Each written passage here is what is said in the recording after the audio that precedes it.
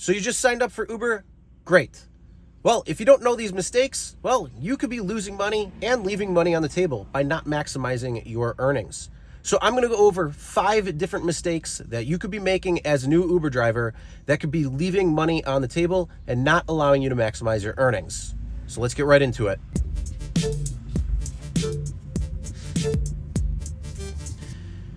Hey everyone, my name is Chris and welcome to the Rideshare Guy. And today we're talking about 5 different mistakes that you could be making that can hurt your earnings and impact the amount of money that you could be making. So mistake number 1 is not knowing when to drive. New drivers don't know when to go out on the road. They don't know when it's busy. There's definitely busy times and slow times during the day when it comes to rideshare. Even throughout the week, there's a lot of different cyclical changes. And if you don't know these times or areas, then you are leaving a lot of money on the table, because if you go out during slow times, you're not going to be making any money. But if you go out in busy times, you're going to be maximizing your earnings. Now, every market is different.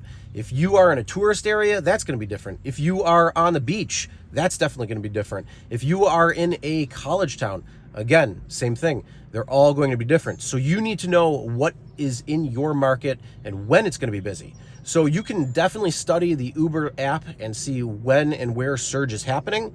And then that way you can take note when it's going to be busy, when it's not going to be busy, and then you can plan your schedule accordingly.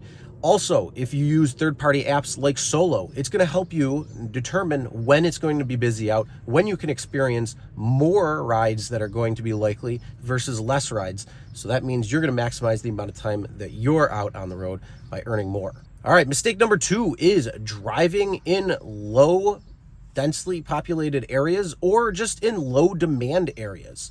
So there could be some outskirts of the cities that you're driving around and you may not be getting any rides coming in. Well, there's less population, there's less demand. So that means you're going to be sitting longer, or you may not get rides at all. Or they're going to be very far for the pickup, 20, 30 minutes or so. So those types of things you definitely want to make sure you are not having a problem with. You want to definitely drive in more demand areas. And again, this is checking your apps, seeing where surge is, using third-party apps like Solo, and seeing where it's going to be busy so you can plan and position yourself much better than if you were just turning on the app and waiting for a ride to come in.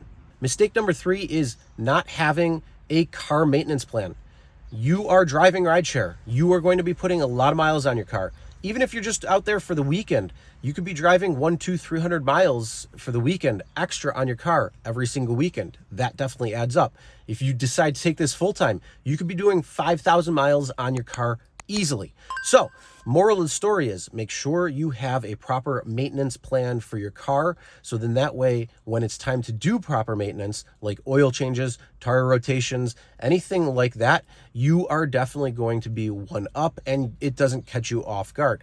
Not only that, make sure you put some money away towards car maintenance and savings. So if you have to get new tires, if you have to change a belt or do something that you may not think about, you have that money on hand and you won't be scurrying around trying to figure out what you're going to do. So have a clear car maintenance plan to make sure you're on the road when you need to be. Number 4 mistake is lacking a professional behavior. You are in the car. You are the driver. You are a professional. People are paying you to drive them from where they need to be to where they're going. And so you need to have a professional behavior. Don't think that these are your friends. They're not. Don't think that this is an entitlement where you deserve to drive and deserve to take the ride, because you don't. This is, you are in the service of driving somebody around. So you need to act professionally. You need to be the professional driver. And if you're going to be professional, then they're going to respect much better when it comes down to it. Also, it's going to be setting you apart from other drivers, because there's definitely a lot of unprofessional drivers out there. So just make sure you're professional and always be attentive to anything, whether it's within the car, around the car when you're driving, but just make sure you are professional. And that also includes dressing. Don't dress in the most ridiculous clothing. At least put something that's going to be a little bit more professional, something that when you're going out to wherever, you can definitely, I'm not saying black tie or anything like that, although I know some drivers do that, but you definitely don't have to. Just be professional though. And mistake number 5 is not keeping track of your expenses.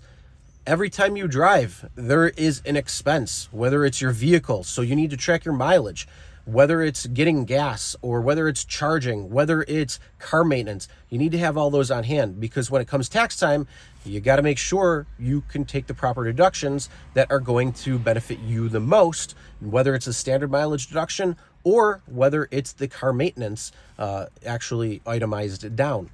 So there's a lot of things there. When you are eating, whenever you're doing any sort of expense when it comes to Uber and Lyft or driving around, even food delivery, you need to make sure you track those expenses. Again, third-party apps are great at that, like Solo. It does have a mileage tracker, and you can track your expenses. So there's definitely a lot of different apps out there that can help you as well. So it can help expedite that, keep it simple and easy. And then anytime there's an expense, you just log it, and there you go. So when it comes tax time, you are able to make sure you can claim the proper amount of deductions that you can when it comes down to it. But yes, keep track of all your expenses so you know what it is. And I'll even throw a bonus tip in here.